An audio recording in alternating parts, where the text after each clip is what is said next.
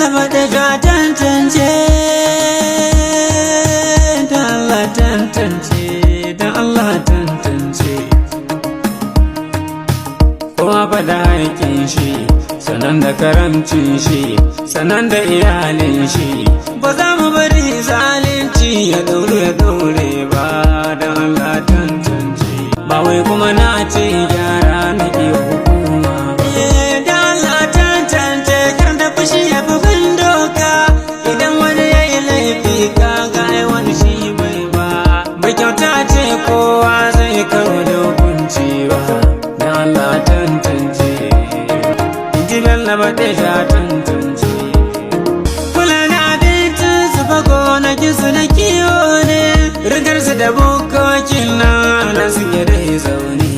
Da su kuma ɓata garin sansanin sadaci ne.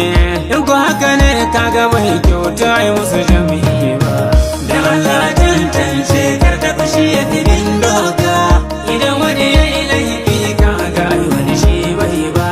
Bai kyauta ce kowa zai karo da hukunci.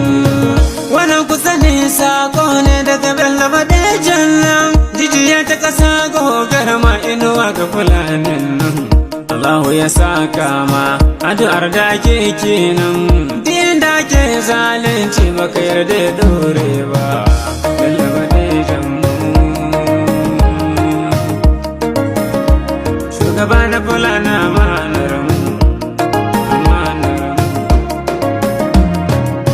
Bai kyauta ce kowa zai karo da hukunci ba. Ji lallaba da ga tantance, ji lallaba da ga tantance.